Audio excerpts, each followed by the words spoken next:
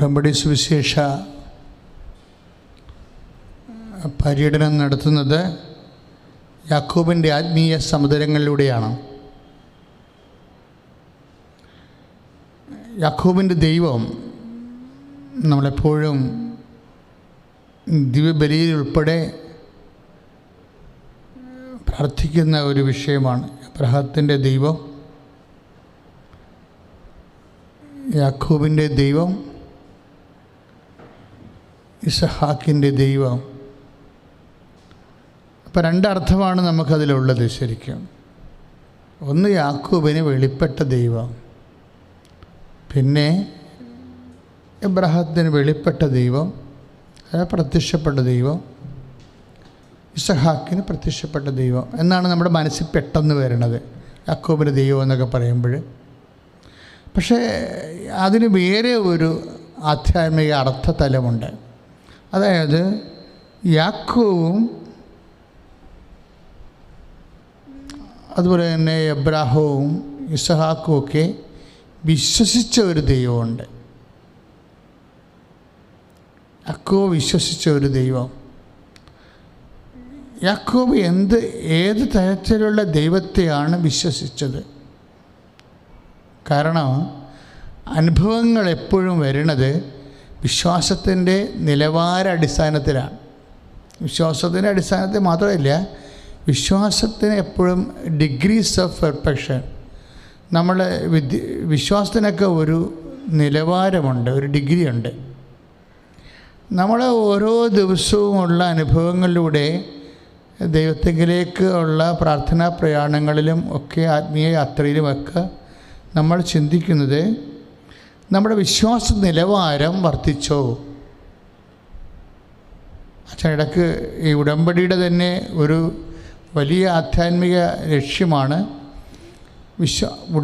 ഉടമ്പടി രൂപകൽപ്പന ചെയ്യുന്ന, അത് വിവക്ഷിക്കുന്ന ഒരു വിശ്വാസ സങ്കല്പമുണ്ട്. ഉടമ്പടി വിവക്ഷിക്കുന്ന ഒരു വിശ്വാസസങ്കല്പം. അതിലേക്ക് അതൊരു സങ്കല്പമല്ല, ഒരു വിശ്വാസ യാഥാർത്ഥ്യം എന്ന് വെച്ച് കഴിഞ്ഞാൽ നമ്മുടെ പിതാക്കന്മാർ ജീവിച്ച ഒരു വിശ്വാസ യാഥാർത്ഥ്യം. അത് നമ്മുടെ ജീവിതത്തിലേക്ക് വരുമ്പോൾ നമ്മളതിന് ആ ക്വസ്റ്റ്യൻ ആൻസർ ചെയ്യും. നമ്മളിവിടെ എല്ലാം പടിപടിയായിട്ടുള്ള എല്ലാ വിശ്വാസ വളർച്ചയുടെ ഉദ്ദേശം സംഭവിക്കുന്നത് ആൻസറിങ് ടു ദി ഫെയ്ത്താണ്. വിശ്വാസത്തെ നമ്മൾ എങ്ങനെ ആൻസർ ചെയ്തു. കുറച്ച് ദിവസങ്ങൾ മുമ്പ്, 2 ദിവസം മുമ്പ് ഒരു ചെറിയ, ഞാൻ എങ്ങനെ വിശ്വാസത്തെ ആൻസർ ചെയ്യണമെന്ന് പറയാം. ഒരു ചെറിയ ഉദാഹരണം. അതായത് കഴിഞ്ഞ ദിവസങ്ങളിൽ ഞാൻ നമ്മുടെ കൃപാസനത്തിൻ്റെ ഓഫീസിൻ്റെ വാതിൽക്ക് നിൽക്കുകയായിരുന്നു. അപ്പോൾ നമ്മുടെ ഗേറ്റിങ്കിൽ കുറേ ആൾക്കാർ വന്നു. അപ്പം ഞാൻ അവരെ തിരിഞ്ഞു നോക്കിയതും ഞാൻ നിന്നിരുന്നത് ഒരു പച്ച പ്ലാസ്റ്റിക്കിൻ്റെ PVSൻ്റെ ഒരു ചവിട്ടിയിലാണ്. ഞാൻ തിരിഞ്ഞത് മാത്രം ഓർക്കുന്നുണ്ട്. പിന്നെ ഞാൻ വട്ടം കണ്ടിച്ച് വീഴുകയാണ് ചെയ്തത്. അവിടെ തീട്ടി ആ തിരികെയും ഈ ഷീറ്റ് തെറിച്ചു പോവുകയും ഞാൻ മലന്നടിച്ച് വീഴുകയും കമന്നടിച്ച് വീഴുകയും എന്താണ് ചെയ്തതെന്ന് അറിയാൻ പാടില്ല. ഞാൻ വീണ്.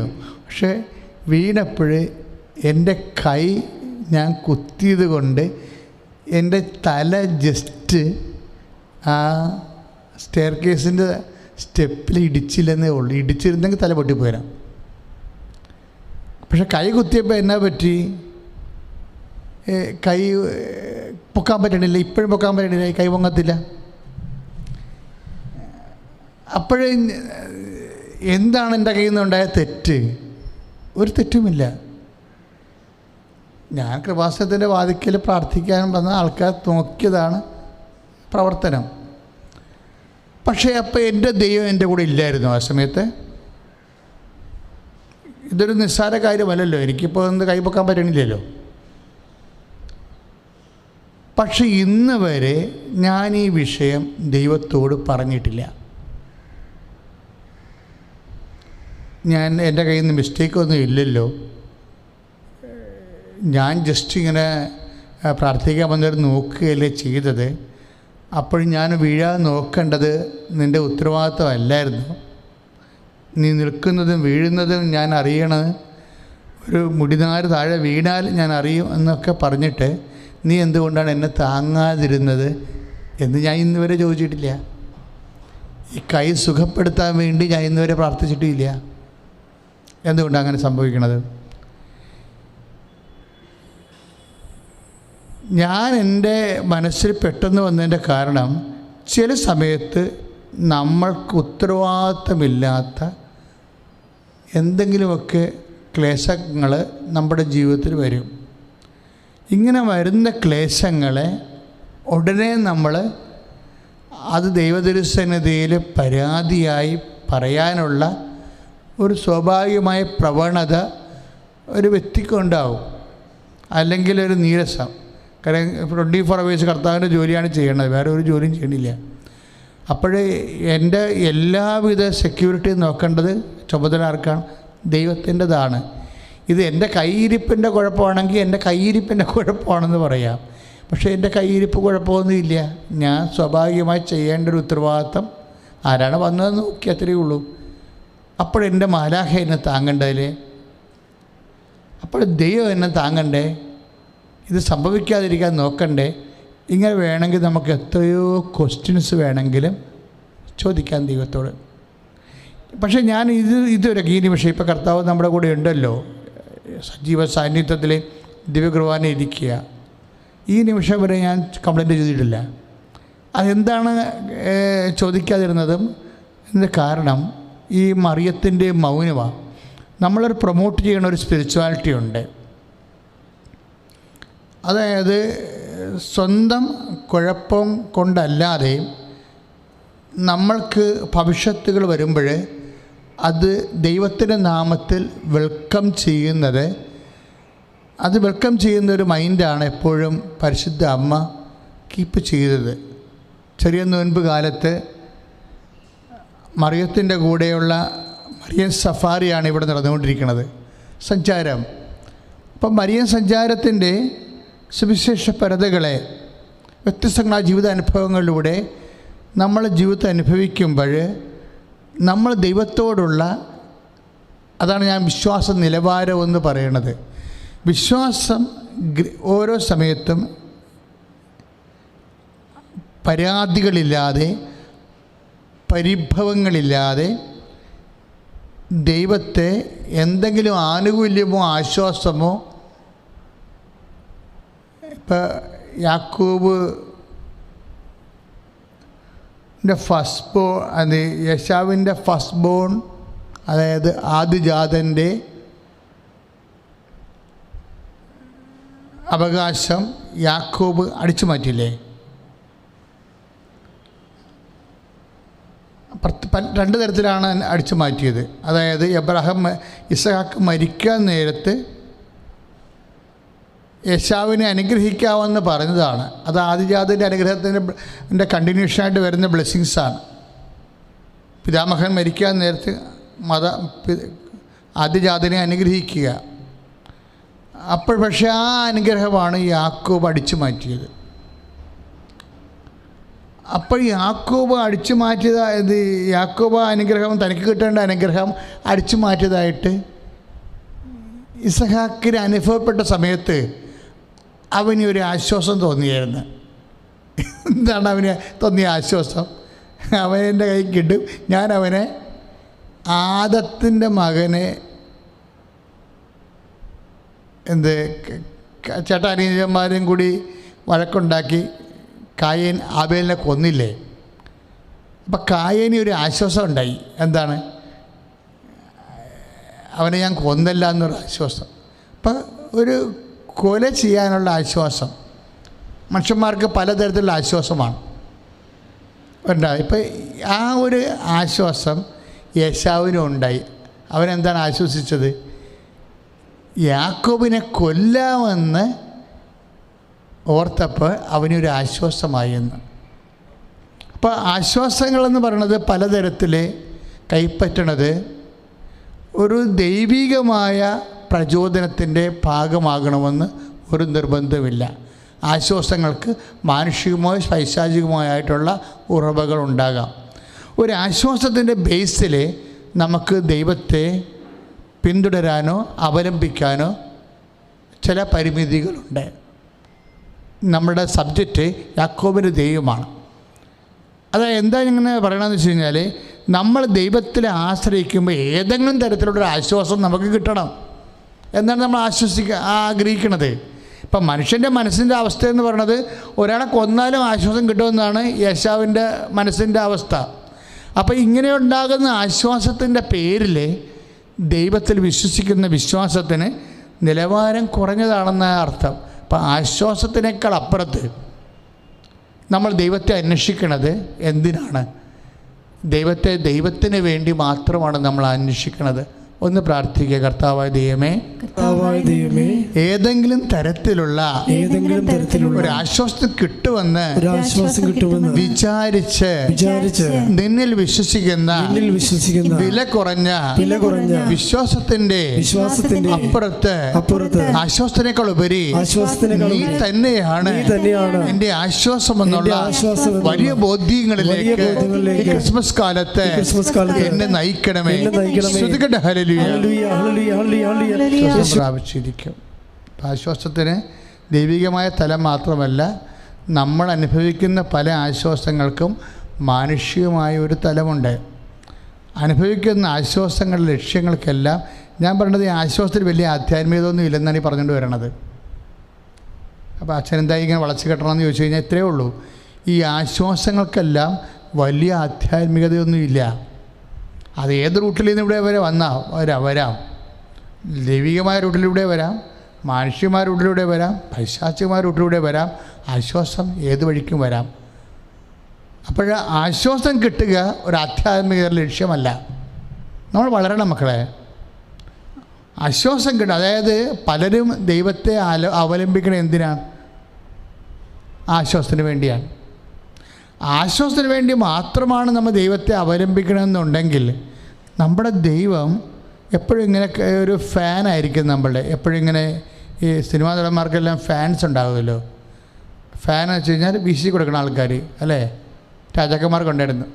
അപ്പുറത്ത് ഇപ്പുറത്ത് നിന്ന് രണ്ടുപേരിങ്ങനെ വീശി കൊടുക്കും രാജാവിന്. അവരാണ് ഫാൻസ്. ഇപ്പം ആ കാലത്ത് സിനിമാ നടന്മാരാണ് ഫാൻസ് ഉണ്ട്, രാഷ്ട്രീയക്കാർക്ക് ഫാൻസ് ഉണ്ട് അല്ലേ? അപ്പോൾ നമ്മൾ ദൈവത്തെ ഒരു ഫാനായി മാറ്റുന്നുണ്ട്. ആശ്വാസത്തിന് വേണ്ടി മാത്രമാണ് ദൈവത്തെ ആശ്രയിക്കുന്നുണ്ടെങ്കിൽ ദൈവത്തിൻ്റെ റോള് നമ്മുടെ ജീവിതത്തിൽ ജസ്റ്റ് ഒരു ഫാനാണ്. ഈ ഒരു അവസ്ഥയിൽ നിന്ന് ആധ്യാത്മികതയെ നമ്മൾ മോചിപ്പിക്കേണ്ടി വരും. കാരണം നമ്മുടെ ആധ്യാത്മികത മരീന ആധ്യാത്മികതയാണ്. ഉടമ്പടി ചെയ്യുന്നവരുടെ ഈ അവസ്ഥയിൽ നിന്ന് ഈ കേവലമായ ഇതാണ് നിലവാരമെന്ന് ഞാൻ പറഞ്ഞത്. ഈ കേവല നിലവാരത്തിൽ നിന്ന് ആധ്യാത്മികതയെ എന്തിനാണ് നിരവധി വിശ്വസിക്കുന്നത്? വിശ്വാസം ആശ്വാസമാണ് എന്നല്ലേ പറയണത്. എന്തിനാണ് ദൈവത്തെ വിശ്വസിക്കുന്നത്? വിശ്വാസം ആശ്വാസമാണ്. ആശ്വാസം ഉണ്ടാകാൻ വേണ്ടിയാണ്. പക്ഷേ ആശ്വാസം ഉണ്ടാകാൻ വേണ്ടി മാത്രമാണ് നമ്മൾ ദൈവത്തെ വിശ്വസിക്കണമെങ്കിൽ ദൈവം നമ്മുടെ ഒരു ഫാനാണ്. അത്രയേ ഉള്ളൂ പറയണേ. അതാണ് പ്രശ്നം. അതായത് ദൈവം നമ്മുടെ ഒരു ഫാനാണ്. നമ്മുടെ ഇടക്കിടക്ക് വിശി തരും. എന്തൊരു അടിമത്വമാണ്! ഇതിനേക്കാളും നല്ലതല്ലേ നമ്മുടെ സായിബാബ, നമ്മുടെ അലാവുദ്ദീൻ്റെ അത്ഭുത വിളക്കിലെ പിശാച് ആവശ്യമുള്ളതൊക്കെ നമുക്ക് തരത്തില്ലേ? അപ്പം നമ്മൾ അറിഞ്ഞോ അറിയാതെ ആശ്വാസം പുറകെ പോകുന്നവർ ഒരു സാറ്റാനിക് വർഷിപ്പുകാരാണ് ശരിക്കും പറഞ്ഞാൽ. ആവശ്യമുള്ളതെല്ലാം വിളക്കിൽ ഉരക്കുമ്പോൾ ഉടനെ ഭൂതം പ്രത്യക്ഷപ്പെട്ടിട്ട് ഒരു ആശ്വാസം കൊടുക്കും. ഇതും നമ്മുടെ കൺസെപ്റ്റിലുള്ള ദൈവവും തമ്മിൽ എന്താ വ്യത്യാസം? God is just reduced A fan. ഇതിൽ നമുക്ക് മോചനം പ്രാപിക്കണം. ഹല്ലേലൂയ.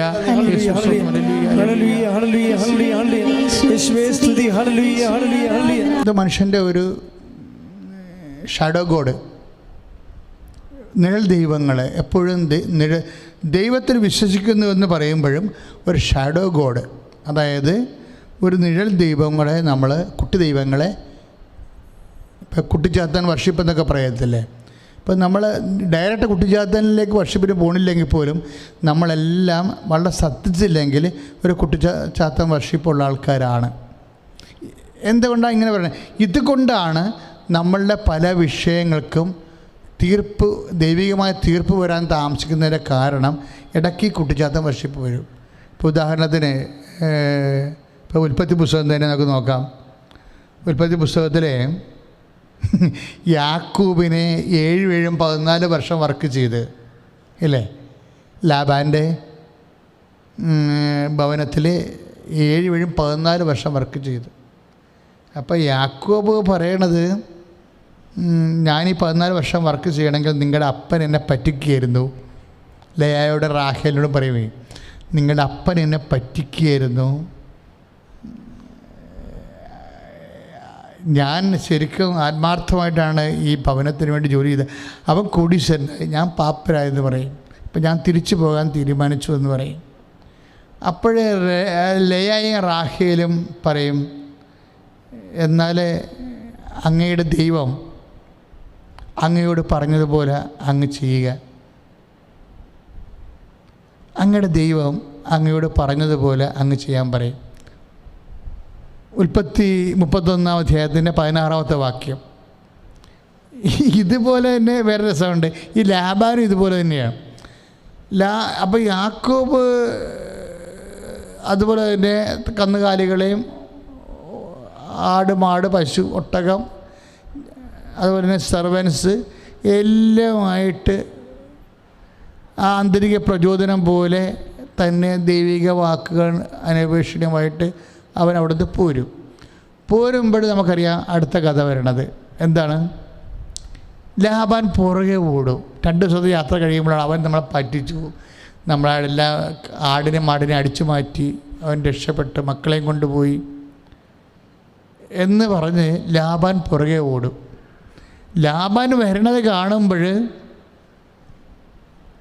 യാക്കോബിന് പേടിയാവും.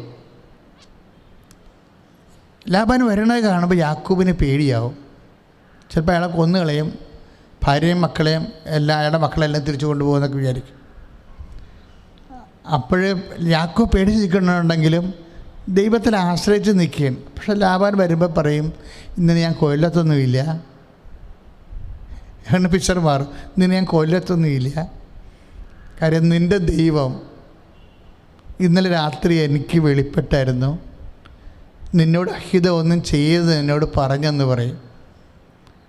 അപ്പോൾ ഇപ്പം ഈ 2 കക്ഷികൾ അപ്പനും മക്കളും പറഞ്ഞത് കേട്ടില്ല, അല്ല, ഈ അപ്പനും മക്കളും യാക്കോബിനോട് പറഞ്ഞ വർത്തമാനങ്ങൾ കേട്ടില്ലേ? ഒന്ന് ഉൽപ്പത്തി 31:16 ഒന്ന് ഉൽപ്പത്തി 31:29 വചനങ്ങളാണ്. അതായത് ഒന്ന് പറയണത്,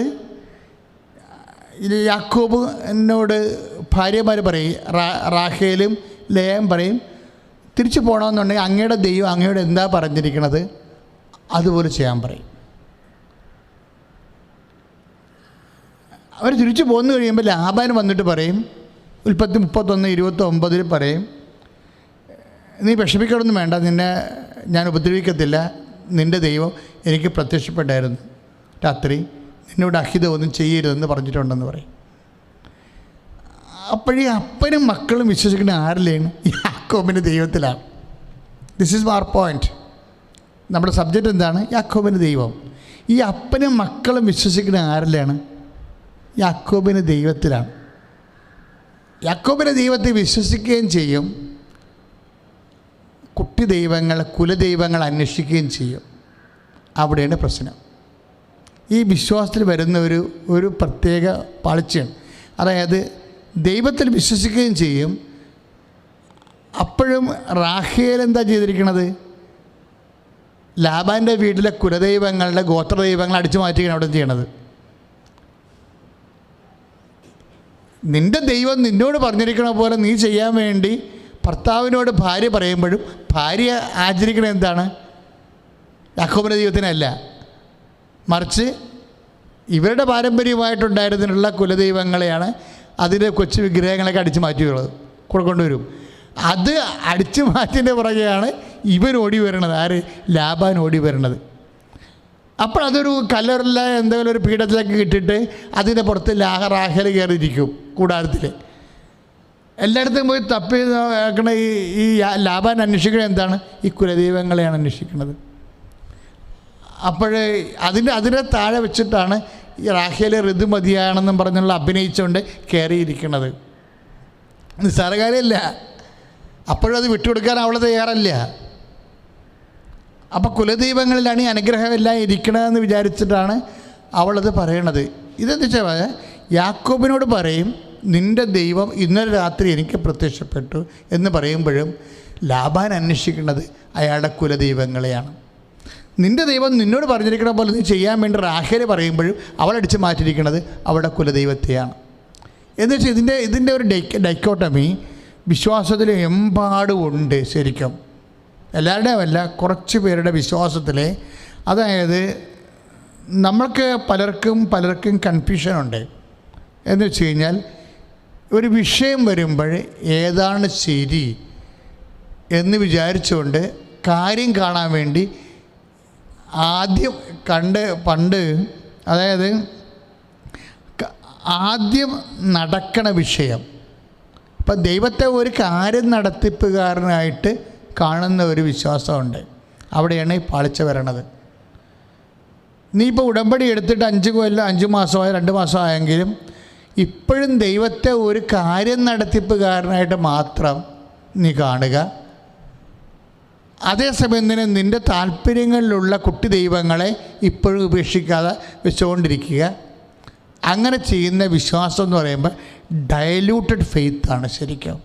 ഒന്ന് പ്രാർത്ഥിക്കുക. കർത്താവായ ദൈവമേ, പൂർണ്ണമായി അങ്ങയിൽ വിശ്വസിക്കുകയും ആവശ്യം വരുമ്പോഴേ എൻ്റെ പഴയ വിശ്വാസങ്ങളിലേക്ക് ഞാൻ അവലംബിക്കുകയും ചെയ്യുന്ന കപട വിശ്വാസത്തിൽ നിന്ന് എന്നെ സംരക്ഷിക്കണമേ.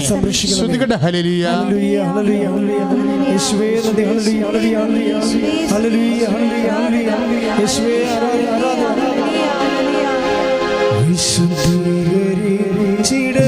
ആരാധനയും സ്തുതിയും പുകഴ്ചയും ഉണ്ടായിരിക്കട്ടെ. പരിശുദ്ധ പരമദിവ്യകാരുണ്യത്തിന് ആരാധനയും സ്തുതിയും പുകഴ്ചയും ഉണ്ടായിരിക്കട്ടെ. ഇതാണ് നമ്മൾ കേട്ടതാണ് യാക്കോബിൻ്റെ ദൈവത്തിൻ്റെ 1-ാം ഭാഗം. ഇനി യാക്കോബ് ദൈവത്തിൻ്റെ ഒരു 2-ാം ഭാഗമുണ്ട്. അതെന്ന് പറയുന്നത് യാക്കോബ് വിശ്വസിച്ചൊരു ദൈവം. നേരത്തെ പറഞ്ഞത് ഏശാവ് വിശ്വസിച്ചൊരു ദൈവമുണ്ട്, റാഹേൽ ലേയായി വിശ്വസിച്ച ദൈവമുണ്ട്, ലാബാൻ വിശ്വസിച്ച ദൈവമുണ്ട്. ഇനി അവർ യാക്കോബിൻ്റെ ദൈവത്തെ വിശ്വസിക്കുന്നുണ്ട്, പക്ഷേ അവരുടെ പ്രൈവറ്റ് ഇടപാടുകളിലെല്ലാം അവിടെ പഴയ വിശ്വാസങ്ങൾ ഫോളോ ചെയ്യുന്നു. ഈ കപട വിശ്വാസമായി നമുക്ക് ദൈവത്തിൽ പുരോഗമിക്കാൻ പറ്റത്തില്ല. ഇനി യാക്കോബിൻ്റെ വിശ്വാസത്തിലുള്ള ദൈവം പറയാം. കാര്യം എന്തിനാ ഇങ്ങനെ പറയണമെന്ന് വെച്ച് കഴിഞ്ഞാൽ ഉടമ്പടി വർക്ക് ചെയ്യണത് മുഴുവനും വിശ്വാസത്തിൻ്റെ തരാതരങ്ങളിലാണ്. അതായത് വിശ്വാസത്തിൻ്റെ തരാതരങ്ങളെന്ന് പറയുമ്പോൾ ഓരോരോ തരം വിശ്വാസമാണ്. ഗ്രേഡിങ് ഇങ്ങനെ കൂടിക്കൊണ്ടേയിരിക്കും, നിലവാരം വർദ്ധിച്ചുകൊണ്ടേയിരിക്കും. അപ്പോൾ നമ്മുടെ വിശ്വാസത്തിന് ഏത് നിലവാരം നിൽക്കുന്നതെന്ന് അറിയണമെങ്കിൽ വിശ്വാസത്തിൻ്റെ തരാതരങ്ങൾ നമ്മൾ അറിയണം. വിശ്വാസത്തിൻ്റെ തരാതരങ്ങൾ റാഹേലിൻ്റെ വിശ്വാസം നമ്മൾ കണ്ടു, ലേയായുടെ വിശ്വാസം കണ്ടു, ലാബാൻ്റെ വിശ്വാസം കണ്ടു. യാക്കോബിൻ്റെ ദൈവത്തിൽ അവൻ വിശ്വസിക്കുമ്പോഴും അവരുടെ പ്രൈവറ്റ് വിഷയങ്ങൾക്കെല്ലാം അവരുടെ പഴയകാല വിശ്വാസങ്ങളിലേക്ക് അവലംബിക്കുന്ന വെള്ളം ചേർക്കപ്പെട്ട ഒരു വിശ്വാസമാണ്. ഇനി യാക്കോബിൻ്റെ ദൈവത്തിൻ്റെ സെക്കൻഡ് പാർട്ട് എന്ന് പറയുന്നത് യാക്കോബ് അടിച്ചു മാറ്റാൻ നോക്കിയത് എന്താണ്? യാക്കോബ് അടിച്ചു മാറ്റാൻ നോക്കിയ എന്താണ്? ഫസ്റ്റ് ബോണിൻ്റെ ആദിജാതൻ്റെ അനുഗ്രഹങ്ങളാണ്. ഇപ്പോൾ യാക്കോബ് ഏശാവ് പരവേശമായി വേട്ടയാടി കഴിഞ്ഞ് വിശന്ന് വരുന്ന സമയത്തുള്ള ആ സംഭവങ്ങളില്ലേ, അപ്പോൾ അവന് വിശന്ന് അവൻ പയർ പായസം കഴിച്ചുകൊണ്ടിരിക്കുന്ന സമയത്ത് എനിക്കിത് പായസം തരാൻ പറയും. നമുക്കെല്ലാവർക്കും അറിയാവുന്ന കഥയാണ്, ഞാൻ അതല്ല പറയാൻ ഉദ്ദേശിക്കുന്നത്. അതായത് ആ കഥയിൽ അപ്പോൾ യാക്കോബ് പറയും, ഞാൻ പായസം നിനക്ക് തരാം, അപ്പോൾ നിൻ്റെ ഫസ്റ്റ് ബോൺ ആയിട്ടുള്ള ആദിജാതിനുള്ള അനുഗ്രഹം, അവനാണല്ലോ ആദ്യ മകൻ. ഇപ്പോൾ യഹൂദ പാരമ്പര്യം അനുസരിച്ചുകൊണ്ട് ആദിജാതിന് വലിയ ആനുകൂല്യങ്ങളുള്ളതാണ്, ദൈവികമായ ആനുകൂല്യം. അപ്പോൾ അതുപോലെ തന്നെ കുടുംബത്തിലെ ഭൗതിക ആനുകൂല്യമുള്ളതാണ്. അപ്പോൾ യേശാവ് പറയും, നിനക്കെന്താ വേണ്ട? അപ്പോൾ എനിക്ക് ആദിജാതിൻ്റെ അവകാശം. ദാറ്റ്സ് ഓക്കെ, ഇതുകൊണ്ട് എനിക്ക് എന്നാ കാണിക്കാനാ? ഇപ്പോൾ യാക്കോബ് യശോവ പറയും ആദിജാതൻ്റെ അനുഗ്രഹം ഇതുവരെ ഇത് കെട്ടിത്തൂങ്ങി അല്ലെങ്കിൽ ചുവന്നുകൊണ്ട് നടന്നിട്ട് എനിക്കൊന്നും പ്രത്യേകിച്ച് ഗുണമൊന്നും ഉണ്ടായിട്ടില്ല. അതാണ് പുള്ളി പറയണത്. ഈ വിശ്വാസം കെട്ടിത്തൂക്കി നടന്നിട്ട്, ഈ വിശ്വാസം ചുവന്നുകൊണ്ട് നടന്നിട്ട് എനിക്ക് പ്രത്യേക ഗുണമുണ്ടായിട്ടത്. എനിക്ക് ഭക്ഷണം കഴിക്കണമെങ്കിൽ ഞാൻ വേട്ടയാടണം. ഇപ്പം നമ്മൾ പല ആൾക്കാരും പറയത്തില്ലേ, ഓ എന്നാ വിശ്വാസം, നമുക്ക് വില എടുത്താൽ നമുക്ക് തിന്നാൻ പറ്റും. മനുഷ്യന്മാർ ചില ആൾക്കാരുടെ റെസ്പോൺസ് എന്താണ്, എന്നാ വിശ്വാസം, നമ്മൾ വില എടുത്താൽ നമുക്ക് തിന്നാം. ആ ഒരു മൈൻഡാണ് ഈ യേശാവിനുള്ളത്. യേശാവ് പറയും ദാറ്റ്സ് ഓക്കെ, അത് യാതൊരു അനുഗ്രഹം, അത് ഇത് ചുവന്നുകൊണ്ട് നടന്നിട്ട് എനിക്കിതുവരെ ഒന്നും ഒരു പ്രയോജനം ഉണ്ടായിട്ടില്ല. ഇതാണ് പ്രശ്നം. നമ്മുടെ പലരുടെയും വിശ്വാസം ഇതാണ്. അതായത് ഈ വിശ്വാസവും ഞാൻ ചുവന്നുകൊണ്ട് നടന്നിട്ട് എനിക്കിന്ന് വരെ ഒരു പ്രയോജനം ഉണ്ടായിട്ടില്ല. നമ്മുടെ ശത്രുക്കളെ നമ്മൾ ചോദിക്കണം ഇതാണ്, നിങ്ങൾ കത്തോലിക്കനായതുകൊണ്ട് ഇതുവരെ എന്തെങ്കിലും പ്രത്യേകിച്ച് പ്രയോജനം ഉണ്ടായിട്ടുണ്ടോ, ഞങ്ങളെ കണ്ട് പഠിക്കൂ എന്നും പറഞ്ഞല്ലേ നമ്മളെ കൊണ്ടുപോയി വൃത്തികെട്ട വെള്ളത്തിലൊക്കെ മുക്കണത്. ശരിക്കും ആൾക്കാരെ ഈ ആടുമോഷണക്കാരെന്താ ചെയ്യണത്? ഈ ചോദ്യമാണ് ചോദിക്കുന്നത്. നിങ്ങളെ കത്തോലിക്കരായി ജീവിച്ചിട്ട് നിങ്ങൾക്ക് എന്തെങ്കിലും പ്രത്യേകത വെച്ച് ഇതുവരെ ഉണ്ടായിട്ടുണ്ടോ എന്ന് പറയുമ്പോൾ ഇവർ പപ്പ അടിക്കും. അതാണ് ഈ യേശാവിന് സംഭവിക്കുന്നത്. യേശാവിനോടും ചോദിക്കണേ ഇതാണ്, നിൻ്റെ ആദ്യജാതൻ്റെ അനുഗ്രഹം തരൂ. അപ്പം യേശാവ് ചിന്തിക്കണേ എന്താണ്? യേശാവ് പറഞ്ഞു ഈ ആദ്യജാതൻ്റെ അനുഗ്രഹം ചുവന്നുകൊണ്ട് നടന്നിട്ട് ഇന്ന് വരെ എനിക്ക് പ്രത്യേകിച്ച് പ്രയോജനമൊന്നും ഉണ്ടായിട്ടില്ല. അത് പയർ പായസമാണ്, ഒരു കൂട്ട ചാണാൻ തന്നാൽ പോലും എനിക്ക് പ്രസവമൊന്നുമില്ല, ഞാൻ തന്നേക്കാന്ന് പറയും. അത് അവന് വിശ്വാസമുണ്ട്, പക്ഷേ വിലയില്ല. യേശാവിന് പറ്റിയത് അബദ്ധം അതാണ്. യേശാവിന് വിശ്വാസമുണ്ട്, ധാരണയുണ്ട് വിശ്വാസത്തെക്കുറിച്ച്, പക്ഷേ വിലയില്ല. അതായത് നമ്മളെപ്പോഴും നമ്മുടെ ജീവിതത്തിൽ സംഭവിക്കുന്ന ഓരോ വിഷയത്തിൻ്റെ വിഷയം വിശ്വാസം നമുക്കുണ്ടാകാം, പക്ഷെ നമ്മൾ വില കൊടുക്കത്തില്ല. അതാണ് വിശ്വാസത്തിൽ ഒരു വ്യക്തിക്കുണ്ടാകാവുന്ന ഒരു തകർച്ച. വിശ്വാസമുണ്ട് അയാൾക്ക്, പക്ഷേ അയാൾ വില കൊടുക്കാൻ തയ്യാറല്ല, വില കൊടുത്തിട്ടില്ല. വില ക്യാഷും കൈൻഡായിട്ട് നമുക്ക് കൊടുക്കാൻ പറ്റും. വിശ്വാസം സംരക്ഷിക്കുന്നതിന് അങ്ങോട്ട് ടാക്സ് ചെയ്തിട്ടില്ല, ടാക്സ് കൊടുത്ത് കപ്പമടക്കാത്ത വിശ്വാസങ്ങളാണ്. മറിച്ച് ആനുകൂല്യം കൈപ്പറ്റാൻ വേണ്ടിയുള്ള എന്തോ ഒരു പാസ്വേഡ് പോലെ വിശ്വാസത്തെ സൂക്ഷിക്കുന്നു.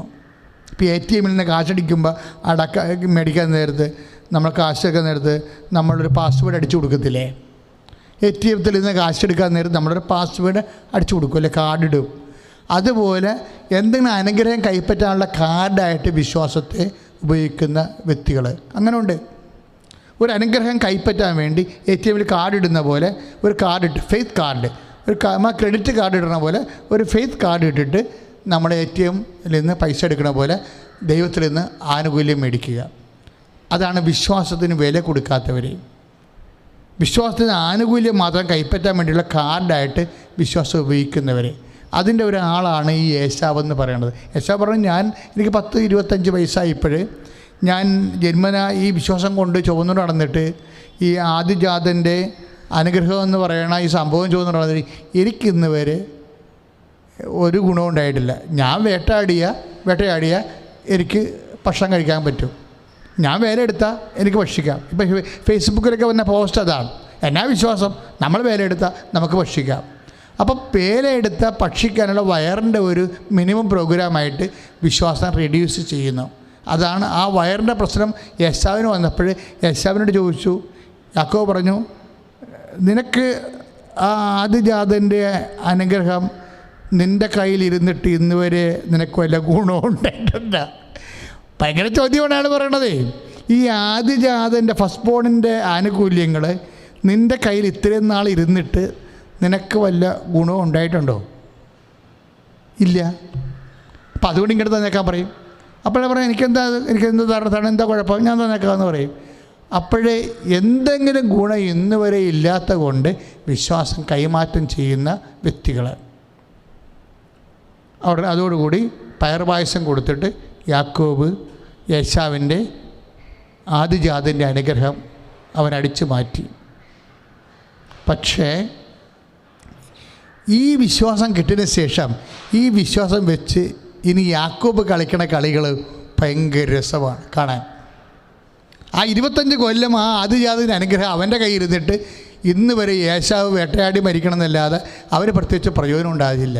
പക്ഷേ വിശ്വാസം യാക്കോബിലേക്ക് വരുമ്പോൾ യാക്കോബിൻ്റെ ലൈഫ് ഇതിനങ്ങോട്ട് മാറും. എന്താ കാര്യത്തിൽ യാക്കോബിന് അറിയാമായിരുന്നു ആദിജാതൻ്റെ അനുഗ്രഹത്തിൽ. ഇപ്പം നമ്മുടെ നിയമാവർത്തന പുസ്തകമില്ലേ, നിയമാവർത്തന പുസ്തകത്തിൻ്റെ 21-ാം അധ്യായം 31-ാം അധ്യായം ഈ നിയമാവർത്തനം 21-17 നിയമാവർത്തനം 21-17 അത് പറയണത് ഈ ആദിജാതിൻ്റെ അനുഗ്രഹത്തിൽ എല്ലാത്തിൻ്റെയും ഇരട്ടി പങ്കാണ്. ഭൗതികമായ അനുഗ്രഹങ്ങൾ അപ്പന് 10 പശു ഉണ്ടെങ്കിൽ മറ്റ് മക്കൾക്ക് കൊടുത്തതിനേക്കാൾ ഇരട്ടി ആദിജാതിന് കിട്ടും. പിന്നെ മറ്റു മക്കൾക്ക് 2 വെച്ച് കൊടുത്തു കഴിഞ്ഞാൽ ആദിജാതിന് 4 കിട്ടും. അതാണ്. അതുപോലെ തന്നെ ആടും അങ്ങനെയാണ്. മറ്റു മക്കൾക്കെല്ലാം താഴെയുള്ള മക്കൾക്കെല്ലാം 5 വെച്ച് കൊടുത്തു കഴിഞ്ഞാൽ ആദിജാതിന് 10 കിട്ടും. അതാണ് ഈ നിയമാവർത്തനം 21-17 പറയണത്, ആദിജാതിൻ്റെ അനുഗ്രഹം, ഭൗതിക അനുഗ്രഹം. പക്ഷേ യാക്കോബ് ഒരിക്കലും ഈ ഭൗതിക അനുഗ്രഹങ്ങൾക്ക് വേണ്ടി ദൈവത്തെ അവലംബിച്ചിട്ടില്ല. അഥവാ അതിനേക്കാൾ ഉപരി അവൻ്റെ ചിന്ത ദൈവം തന്നെയാണ്. ദൈവമായിട്ടുള്ള നേർക്കുനേറുള്ള വ്യക്തിപരമായ ഒരു ബന്ധം. ഇത് യാക്കോബിന് ദൈവം, നമ്മുടെ സബ്ജക്റ്റ് അതാണേ. യാക്കോബിന് ദൈവം എന്ന് പറയുമ്പോൾ നമ്മൾ വിചാരിക്കുന്നതിനേക്കാൾ ആഴമുള്ള സംഭവങ്ങളാണ് യാക്കോബിന് ദൈവം. ഇപ്പോൾ എന്താണ് ഇങ്ങനെ പറയാൻ കാരണം എന്ന് വെച്ച് കഴിഞ്ഞാൽ, യാക്കോബ് ലാബാൻ്റെ വീട്ടിൽ നിന്ന് ഒത്തിരിയേറെ ആടുമാടുകളും പശുക്കളും ഒട്ടകങ്ങളും ഒക്കെ ആയിട്ടാണല്ലോ തിരിച്ചു വരണത്. ഇപ്പം ആരോ പറയും മുമ്പിൽ ഏശാവ് വരുന്നുണ്ടെന്ന് പറയും. അപ്പോൾ യാക്കോബിനെ പേടിയാവും. കാര്യം ഏശാവിനെ കൊല്ലാൻ നടക്കുകയാണ്. യാക്കോബിനെ കൊല്ലാൻ നടക്കുകയാണെന്ന് റബേക്ക പറയുമായിരുന്നു, അമ്മ പറയുമായിരുന്നു. അപ്പോൾ എപ്പോഴായാലും കൊന്നിരിക്കുമെന്ന് തമ്മിൽ കണ്ടാൽ കൊന്നിരിക്കുമെന്ന്. അപ്പം അത് കാരണം എന്നാൽ ഈ ആദിജാതിൻ്റെ അനുഗ്രഹം അടിച്ചു മാറ്റിയ കാരണം യാക്കോബിന് നഷ്ടപ്പെട്ടത് കന്നുകാലികളൊക്കെയാണല്ലോ കൂടുതലേ എന്താണല്ലോ അവൻ്റെ ധാരണ. അതുകൊണ്ട് കുറേ കന്നുകാലി 40 പശുക്കൾ 400 ആടുകളൊക്കെ വെച്ച് നേരത്തെ ഇങ്ങനെ വകഞ്ഞു മാറ്റി കുറച്ച് പണിയാളുകളൊക്കെ ഇട്ട് ഈ യാക്കോബ് മുന്നേ കൊണ്ടേ വെക്കും, മുന്നേ വിടും ആൾക്കാരെ. യേശാവത് കണ്ട് സമാശ്വസിപ്പിക്കാൻ വേണ്ടിയാണ് അങ്ങനെ ചെയ്യണത്, ഇവനെ കൊല്ലാതിരിക്കാൻ വേണ്ടിയാണ്. കാര്യം ഇവരുടെയൊക്കെ നമ്മൾ നിയമാവർത്തനത്തിൻ്റെ 21-17 അനുസരിച്ച് ഈ ആദിജാതൻ്റെ അനുഗ്രഹം നഷ്ടപ്പെട്ടത് മുഴുവനും ഇതുപോലെ പശുക്കളും അതെല്ലാം തിരിച്ചു കൊടുക്കുകയാണ് യാക്കോബ്. പിന്നെ അത് കൊല്ലേണ്ട കാര്യമില്ലല്ലോ, നിനക്ക് ഞാൻ അടിച്ചു മാറ്റിയിട്ടുണ്ടെങ്കിൽ അതിൻ്റെ ഇരട്ടി അടിയായപ്പോൾ നിനക്ക് തിരിച്ചു തരുന്നുണ്ടല്ലോ എന്നാണ് യാക്കോബിൻ്റെ എക്കണോമിക്സ്. പക്ഷേ ഏശാവുമായിട്ട് കണ്ടു കഴിയുമ്പോൾ ഏശാവ് പറഞ്ഞൊരു വാക്കുണ്ട്, നീ ഒന്നും അടിച്ചു മാറ്റിയിട്ടില്ല, ഇതെല്ലാം എനിക്ക് വേണ്ടുവോളം ഉണ്ടെന്ന് പറയും. പണ്ട് ഇതെല്ലാം അടിച്ചു മാറ്റിയെന്ന് പറഞ്ഞാലുള്ള ധാരണ, അതായത് ധാരണയിൽ വരുന്ന വ്യത്യാസമാണ്. പണ്ട് യാക്കോബിനെ കൊല്ലാൻ നടന്നത് ആടും പശുവും എല്ലാം അടിച്ചു മാറ്റിയെന്നും പറഞ്ഞാണ് അത് അനുഗ്രഹങ്ങളെ. ഏശാവിന് മനസ്സിലായി, ധാരണ വന്ന് അവനൊന്നും അടിച്ചു മാറ്റിയിട്ടൊന്നുമില്ല, ഇപ്പം എനിക്കതെല്ലാം ധാരാളം ഉണ്ടല്ലോ, അപ്പോൾ ചുമ്മാ പായസം കിട്ടിയത് തന്നെ ഇപ്പം മിച്ചം, അപ്പം അവനെ കൊല്ലേണ്ട കാര്യമൊന്നുമില്ല, ധാരണ മാറ്റി. മക്കളെ, ധാരണ മാറ്റുന്നതാണ് ഒരു പ്രധാനപ്പെട്ടത്. ദൈവത്തിന് ധാരണ മാറ്റാൻ പറ്റും. യാക്കോബിനെ ദൈവം സഹായിച്ചത് ഏശാവിൻ്റെ ധാരണ മാറ്റിക്കൊണ്ടാണ്. ധാരണ ഒരു ഭയങ്കരമായ പ്രശ്നമാണ്. ഇപ്പം നമ്മുടെ പല കാര്യങ്ങളും ഭൗതികമായി നടക്കാതിരിക്കുന്നത് ഇപ്പോൾ ഓഫീസിൽ ചെല്ലുമ്പോൾ നമ്മളെ കാണുമ്പോൾ തന്നെ, ഇപ്പം നമ്മളാണെങ്കിലും പ്രൈവറ്റിലെ ആശുപത്രിയിലേക്ക് കൊണ്ടുപോയി ജീവിത പങ്കാളിനെ ഭർത്താവിനൊക്കെ അറ്റൻഡ് ചെയ്തിട്ട് നമ്മളവിടെ നിറച്ച് മാലയൊക്കെ ഇട്ട് സ്വർണ്ണമാലയൊക്കെ ഇട്ട് അടിച്ച് പൊളിച്ച് വലിയ കാറിലും നമ്മൾ നല്ല സ്മാർട്ട് ഫോണൊക്കെ ഉപയോഗിക്കുന്ന രീതിയിൽ അവിടെ ചെന്ന് കഴിഞ്ഞാൽ അവർക്ക് ധാരണയാകും. നമ്മളിത് ലോൺ എടുത്താണെന്ന് അവർക്ക് അറിയത്തില്ലല്ലോ. നമുക്ക് 10 പൈസ ഉള്ള പാർട്ടിയാണെന്ന് അപ്പം നമ്മുടെ ഉദ്ദേശം എന്താണ്? ജനങ്ങളുടെ മുമ്പിൽ നല്ല ധാരണ വരുത്തുകയാണ്. പക്ഷെ അവരുടെ ബില്ല് അനുസരിച്ച് അവർക്ക് വന്ന ധാരണ അനുസരിച്ച് നമുക്ക് ബില്ലും വരും, ഒരു കുഴപ്പമില്ല. ഈ ധാരണയാണ് പ്രശ്നം. ഈ ഇഷ്യൂ ഉണ്ടാകുന്നതിൻ്റെ എല്ലാത്തിൻ്റെയും പിന്നിൽ ധാരണയുണ്ട്. അതുകൊണ്ട് പൗലോസപ്പോസിൻ്റെ കാലമായപ്പോൾ പൗലോസപ്പോസൻ പറഞ്ഞ് ധാരണയ്ക്ക് മെഡിസിൻ കൊടുക്കേണ്ടി വരുമെന്ന് പറഞ്ഞു. മനുഷ്യന്മാർ തമ്മിൽ അകന്നു പോണതും കൊല്ലാൻ വരണതും നഷ്ടപ്പെടുന്നതും ഇങ്ങനെയുള്ള എല്ലാ പ്രശ്നങ്ങളുടെയും കാരണം ധാരണയാണ്. ഇപ്പം ശ്രീബുദ്ധൻ പറഞ്ഞില്ലേ, എല്ലാ പ്രശ്നങ്ങളുടെയും കാരണം ഡിസയറാണ്, ആഗ്രഹമാണെന്ന്. പക്ഷെ പൗലോസപ്പോസൻ പറഞ്ഞത് പല പ്രശ്നങ്ങളുടെയും കാരണം ധാരണയാണെന്ന് പറഞ്ഞ്. അതുകൊണ്ട് ധാരണയെ എങ്ങനെ മാറ്റും? അപ്പോൾ പൗലോസപ്പോസൻ പറഞ്ഞു അത് എപ്പോഴും സന്തോഷത്തോടെ ഇരിക്കണം, ഇടതടവില്ലാതെ പ്രാർത്ഥിക്കണം. അപ്പോൾ നിങ്ങളുടെ ധാരണയെ അതിലംഘിക്കുന്ന ദൈവത്തിൻ്റെ സമാധാനം നിങ്ങളുടെ ഹൃദയത്തെയും അതുപോലെ തന്നെ നിങ്ങളുടെ ബുദ്ധിയെയും കർത്താവായ യേശു ക്രിസ്തു കാത്തുകൊള്ളും. അപ്പോൾ ഇവിടെ വന്നിരിക്കുന്നത് അതാണ് ഫിലിപ്പിയർ 4:6 പറയണത്. ധാരണയെ സുഖപ്പെടുത്തണമെന്ന് പറയും. കാരണം ഇഷ്യൂസ് എല്ലാം ഉണ്ടായിരിക്കുന്നതിൻ്റെ പ്രധാനപ്പെട്ട കാരണങ്ങൾ ധാരണയാണ്. ഓരോ വ്യക്തികൾക്കും മറ്റു വ്യക്തിയെക്കുറിച്ചുള്ള ധാരണ, കമ്മ്യൂണിക്കേഷനൊക്കെ എല്ലാം പാളിപ്പോണതെല്ലാം ധാരണയാണ്. പക്ഷേ എന്താ കുഴപ്പമെന്ന് വെച്ചാൽ ഈ ധാരണ പലപ്പോഴും തെറ്റിദ്ധാരണയായിരിക്കും. ധാരണയ്ക്ക് വരുന്നൊരു കുഴപ്പമെന്ന് വെച്ച് കഴിഞ്ഞാൽ ഇപ്പം നിൻ്റെ ഭർത്താവ്, നിങ്ങൾ തമ്മിൽ കമ്മ്യൂണിക്കേഷൻ ഇല്ലാത്തതിൻ്റെ കാരണം എന്താ? അല്ല നിൻ്റെ ഭാര്യ, അല്ല നിൻ്റെ അയൽവാസി, നിങ്ങൾ തമ്മിൽ കമ്മ്യൂണിക്കേഷൻ കുറഞ്ഞിരിക്കുന്ന കാരണം എന്താണ്? അവരെപ്പോഴും നിങ്ങൾ ആ വഴി വിടാത്തതും അല്ലെങ്കിൽ നിങ്ങളുമായിട്ട് കമ്മ്യൂണിക്കേഷൻ ഇല്ലാത്തതിൻ്റെ കാരണം എന്താണ്? അവർക്ക് നിങ്ങളെക്കുറിച്ച് ധാരണയുള്ളത് കൊണ്ടാണ്. അതെന്ത് ധാരണയാണ്? തെറ്റിദ്ധാരണയാണുള്ളത്. അയ്യോ ഞാൻ ഇത്രയും ഉദ്ദേശിച്ചത് കേട്ടാ, താൻ അങ്ങനെ ചെയ്തപ്പോൾ ഞാൻ ഇങ്ങനെയാണ് ഉദ്ദേശിച്ചത്. അപ്പോൾ എല്ലാവർക്കും ഉള്ള തെറ്റിദ്ധാരണയാണ്. അപ്പോൾ മനുഷ്യന്മാരുടെ ഇൻ്റർപേഴ്സണൽ റിലേഷൻസിലും എല്ലാം വന്നിരിക്കുന്ന കമ്മ്യൂണിക്കേഷന് വന്നിരിക്കുന്നതെല്ലാം നമ്മുടെ പാളിച്ചകളും പരാജയങ്ങളുടെ എല്ലാം ഈ ധാരണ ഒരു വില്ലനാണ്, പ്രധാനപ്പെട്ടൊരു വില്ലനാണ്. ഈ ധാരണയെ എങ്ങനെ കൈകാര്യം ചെയ്യാം? അതാണ് ഫിലിപ്പിയർ 4:6 പറയണത്. എന്താണ്? എപ്പോഴും സന്തോഷത്തിരിക്കണം, ഇടതടവില്ലാതെ പ്രാർത്ഥിക്കണം, എല്ലാ കാര്യങ്ങളെ ഓർത്തുകൊണ്ടും ദൈവത്തിന് കൃതജ്ഞത പ്രകാശിപ്പിക്കണം. ഇപ്പം യേശാവ് കൊല്ലാൻ പോണ കാര്യമായാലും ശരി, അത് ദൈവത്തിന് സമർപ്പിച്ച് നന്ദി പറഞ്ഞ് പ്രാർത്ഥിച്ചുകൊണ്ടിരിക്കണം. കാര്യം ഇതിൻ്റെ അപ്പുറത്താണ് ദൈവം. ഈ ഭൗതികമായി സംഭവിക്കുന്ന വിഷയങ്ങളുടെ എല്ലാത്തിനും അപ്പുറത്ത് അതിലംഘിക്കുന്നതാണ് ദൈവം. അപ്പോൾ ആ ദൈവത്തിൽ ആണ് നമ്മൾ സന്തോഷിക്കേണ്ടത്. അല്ല അയൽവാസിയോ ഓഫീസിലുള്ളവരോ അല്ലെങ്കിൽ നിൻ്റെ ബോസോ മേലാളന്മാരോ എന്തെങ്കിലും നിന്നെക്കുറിച്ച് ധാരണയുണ്ട് എന്ന് വിചാരിച്ചുകൊണ്ട് നീ മുൻവിധിയിലേക്ക് പോകേണ്ട കാര്യമില്ല. നീ എന്താ ചെയ്യേണ്ടത്? ഇപ്പം നിൻ്റെ ബോസ് നിനക്ക് അല്ലെങ്കിൽ അതുപോലെ തന്നെ നിൻ്റെ ഓഫീസിലുള്ള മാനേജറോ സൂപ്രണ്ടോ അല്ലെങ്കിൽ ഡയറക്ടറോ ആരെങ്കിലും അപ്പം നിന്നെക്കുറിച്ച് തെറ്റിദ്ധാരണയുണ്ടെന്ന് വിചാരിച്ചോ.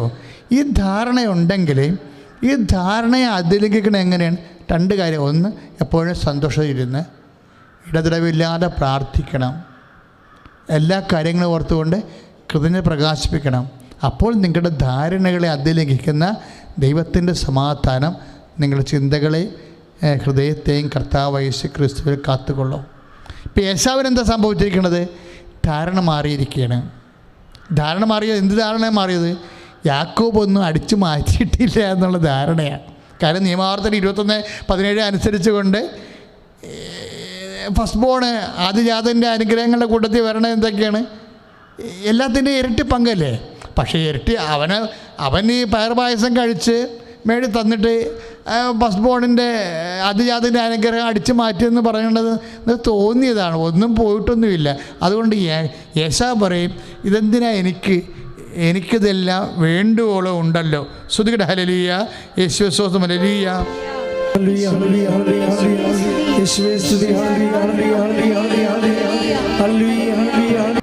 കൊണ്ടുപോയിട്ടില്ല, എന്നെ ചതിച്ചിട്ടുമില്ല. ഇതെല്ലാം എനിക്ക് ആവശ്യത്തിനുണ്ട്.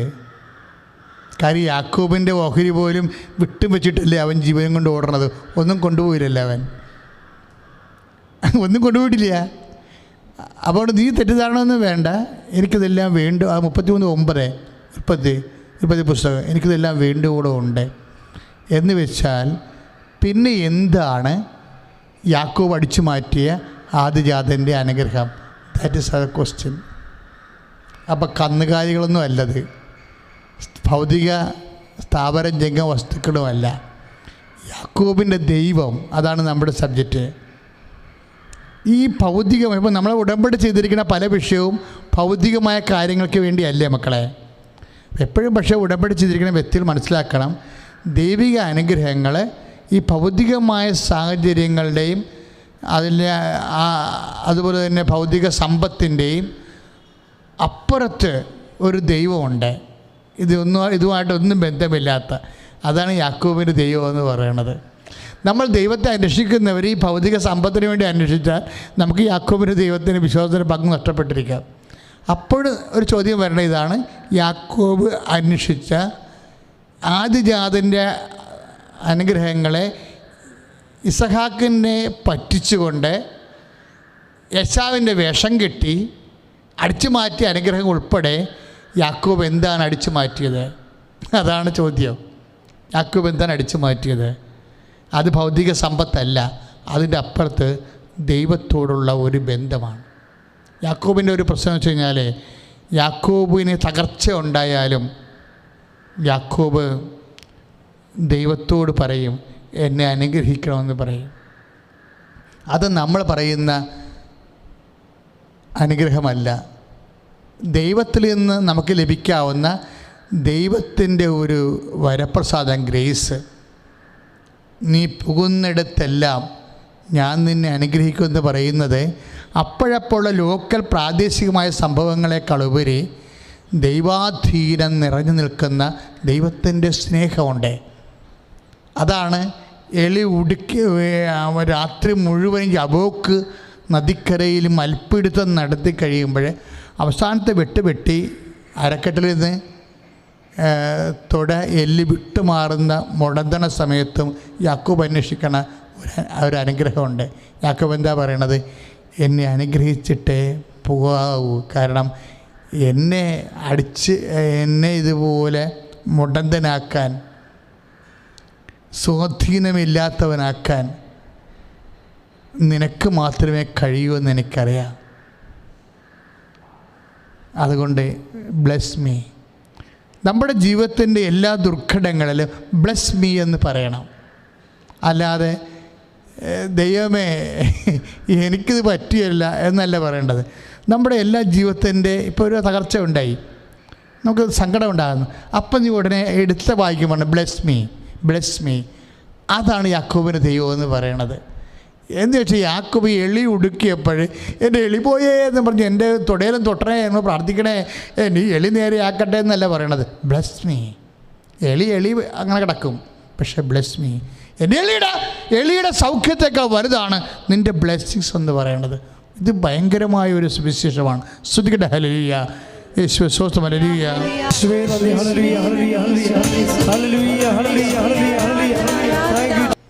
യാക്കോബിൻ്റെ പ്രാർത്ഥന അങ്ങനെയല്ല, അതിനെക്കുറിച്ച് റെഫറൻസ് പോലും ഇല്ല. അവൻ്റെ എളി വിട്ടിരിക്കുകയാണ്, പക്ഷേ ഹി ഹാസ് നോ റെഫറൻസ്.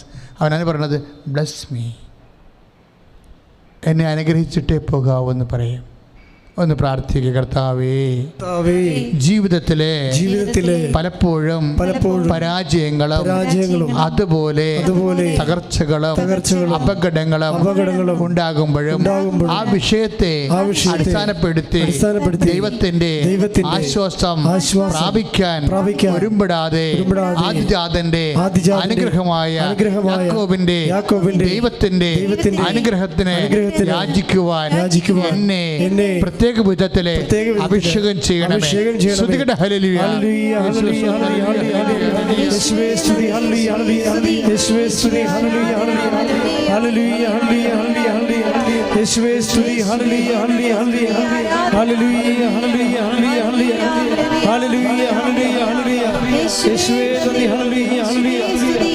യേശുവേ ആരാധന, നേരവും ആരാധനയും സ്തുതിയും പുകഴ്ചയും ഉണ്ടായിരിക്കട്ടെ. നമ്മൾ ഈ പ്രാർത്ഥന തന്നെ, ഈ പാട്ട് തന്നെയാണ് ഇനി ആവർത്തിച്ച് പാടുന്നത്.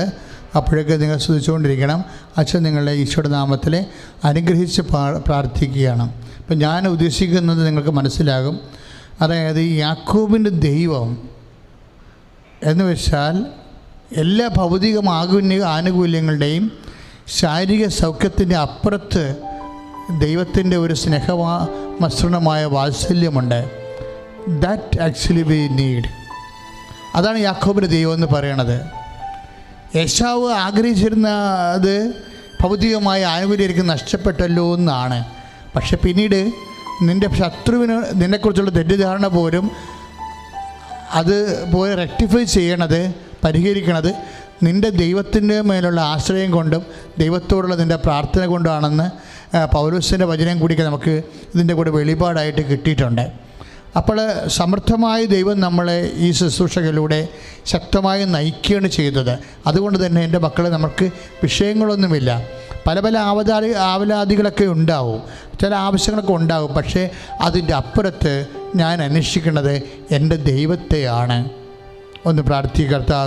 കർത്താവേ, എൻ്റെ ഭൗതികമായ ആവശ്യങ്ങളുടെ ശാരീരിക സൗഖ്യങ്ങളുടെ അപ്പുറത്ത് അങ്ങയുടെ കൃപ അന്വേഷിക്കുവാൻ എനിക്ക് പ്രത്യേക അഭിഷേകം നൽകണമേ.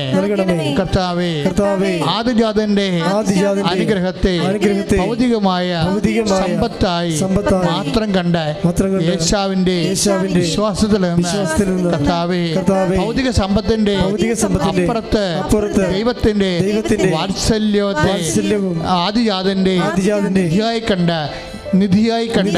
യാക്കോബിന്റെ വിശ്വാസത്തിലേക്ക് എന്റെ വിശ്വാസത്തിന്റെ നിലവാരത്തെ ഉയർത്തണമേ. എന്ന് പറഞ്ഞത് ആദിജാതന്റെ അനുഗ്രഹത്തെ ഫിസിക്കൽ ഫേവേഴ്സ് അനുഗ്രഹമായിട്ട് കാണുന്ന ഒരു കാഴ്ചപ്പാടാണ്. ദൈവത്തിന് നമുക്ക് ലഭിക്കാനുള്ളത് എന്താണ്? ഭൗതികമായ. കർത്താവിനെ കുറിച്ച് പറഞ്ഞത് എന്താണ്? ജഡം ഫലശൂന്യമാണെന്നാണ്. ജഡം ഫലശൂന്യമത്രേ. ജഡികമായ ആനുകൂല്യങ്ങൾ അതാണ് യേശാവ് കണ്ടത്. അതിന് നമ്മൾ ബ്ലെസ്സിങ്സ് എന്ന് പറയും. പക്ഷേ യാക്കോബ് കണ്ടത് എന്താണ്? അതിൻ്റെ അപ്പുറത്ത് കൃപയാണ് കണ്ടത്. ആദിജാതൻ്റെ അനുഗ്രഹം എന്ന് പറയണത് ഭൗതിക അനുഗ്രഹമല്ല, മറിച്ച് ദൈവത്തിൻ്റെ കൃപയാണ്. അതാണ് യാക്കോബിന് ദൈവം, കൃപ നൽകുന്ന ദൈവം. യേശാവിന് ദൈവം, ഭൗതിക അനുഗ്രഹങ്ങൾ നൽകുന്ന ദൈവം. ഇതിൻ്റെ ഈ വിഷയമാണ് അവിടെ വരുന്നത്. നീ എന്ന് ഭൗതിക അനുഗ്രഹങ്ങളെക്കാൾ ഉപരി ദൈവത്തിൻ്റെ കൃപയ്ക്ക് വേണ്ടിയും ദൈവത്തിൻ്റെ ശക്തിക്ക് വേണ്ടിയും നിൻ്റെ ഹൃദയത്തെ സമർപ്പിച്ചു കഴിഞ്ഞാൽ നീ യാക്കോബിന് ദൈവത്തിൻ്റെ ശക്തിയാണ് എനിക്ക് ലഭിക്കുന്നത്. ശ്രുതികട ഹല്ലേലൂയ. നമ്മളുടെ രോഗസൗഖ്യ മേഖലകളിലേക്ക് അച്ഛൻ പ്രാർത്ഥിക്കുന്ന സമയമാണ്. അതുകൊണ്ട് തന്നെ രോഗാതുരമായ എല്ലാ ഇടങ്ങളിലും നിങ്ങളുടെ കൈവച്ചുകൊണ്ട് വിശ്വാസ പ്രമാണം ചൊല്ലി പ്രാർത്ഥിക്കേണ്ടതാണ്. രോഗാതുരമായ എല്ലാ ഇടങ്ങളിലും നിങ്ങളുടെ കൈവച്ചുകൊണ്ട് വിശ്വാസ പ്രമാണം ചൊല്ലി ഈ സമയത്ത് പ്രാർത്ഥിക്കേണ്ടതാണ്. കർത്താവേ, നിൻ്റെ വിശുദ്ധ പൗരോഹിത്യത്തെ മഹത്വപ്പെടുത്തണമെന്ന് പ്രാർത്ഥിക്കുന്നു. ദിവ്യീശോയെ, അനേകം മക്കളെ ഈ സമയം വേദന കൊണ്ട് സഹിക്കാൻ പാടില്ലാത്ത ഒരു ഈശോയെ, വേദനയുള്ള ഇടങ്ങളിൽ കൈവച്ചുകൊണ്ട് നിൻ്റെ നാമത്തിൽ പ്രാർത്ഥിക്കുകയാണ്. അമ്മേ, പരിശുദ്ധമേ ദേവമാതാവേ, ഇപ്പോഴും വിദൂരങ്ങളിലും സമീപസ്ഥ അങ്ങയുടെ തിരുസന്നിധി, ഈശോയുടെ തിരുസന്നിധിയിൽ വേദന കൊണ്ട് വിഷമിക്കുന്ന മക്കൾ എവിടെയെല്ലാം കൈകൾ വെച്ച് പ്രാർത്ഥിക്കുന്നുണ്ടോ ആ കൈകളിലെല്ലാം ഈ നിമിഷം അത് കർത്താവിനെ അണിപ്പെടുത്താറുന്ന വനതുകരമായി മാറാൻ വേണ്ടി ദൈവികമായ ശക്തി അതൊക്കെ ആവശ്യിക്കാൻ വേണ്ടി പരിശുദ്ധയുടെ മധ്യസ്ഥലെ യേശുനാമത്തിൽ കൽപ്പിക്കുന്ന ശ്രുതികളുടെ ഹല്ലേലൂയ. അല്ലെങ്കിൽ നിങ്ങളുടെ ലാപ്ടോപ്പ് OIT IELTS പോലുള്ള പരീക്ഷകൾ എഴുതുന്നവരും മറ്റ് പരീക്ഷകൾക്ക് വേണ്ടിയെല്ലാം ഒരുങ്ങുന്നവരില്ലേ, അപ്പോൾ അത് പുസ്തകങ്ങളാണുള്ളത്. പുസ്തകങ്ങളിപ്പോൾ എടുത്ത് വെക്കണം നിങ്ങൾ. അപ്പോൾ ലാപ്ടോപ്പാണുള്ളെങ്കിൽ ലാപ്ടോപ്പ് എടുത്ത് വെക്കണം. ഇനിയിപ്പോൾ പരീക്ഷക്കൊന്നും ഇപ്പം ഇല്ല, ഇനി പോകാൻ പോണതേ ഉള്ളൂ, ഒരുങ്ങണതേ ഉള്ളൂ എങ്കിൽ ആ ഉപകരണം ഇൻസ്ട്രുമെൻറ്റ്സ് എല്ലാം എടുത്ത് കൈ വെക്കണം. ഇപ്പോൾ ഇത് തന്നെ വേണമെന്നില്ല. ഇപ്പോൾ എൻജിനീയേഴ്സ് ആണെങ്കിൽ അവരുടെ എന്തെങ്കിലും ഇൻസ്ട്രുമെൻ്റ് അപ്പാരറ്റസ് കൊണ്ടുവന്ന് വെക്കണം, ഈ സമയത്ത് മുമ്പിൽ വെക്കണം. പരിശുദ്ധമ്മ മധ്യസ്ഥം വഹിച്ചിട്ട് ജീവകാരുണ്യ ഈശോ നിൻ്റെയൊക്കെ ഭക്ഷണത്തിലുള്ള വകയ്ക്ക് വേണ്ടിയുള്ള ഇൻസ്ട്രുമെൻ്റ് ആശീർവദിക്കാൻ പോവുകയാണ്. ഒരു മിനിറ്റ് തരാം. ഇപ്പോൾ വീട്ടിലുണ്ടെങ്കിലും ഓഫീസിലാണെങ്കിൽ എവിടെയാണെങ്കിലും എൻ്റെ മക്കൾ, നിങ്ങൾ എന്തിനു വേണ്ടിയാണ് പ്രാർത്ഥിക്കേണ്ടത്? അതൊന്നുമില്ലെങ്കിൽ അത് മനസ്സിലോർത്ത് നെഞ്ചത്ത് കൈവെക്കണം.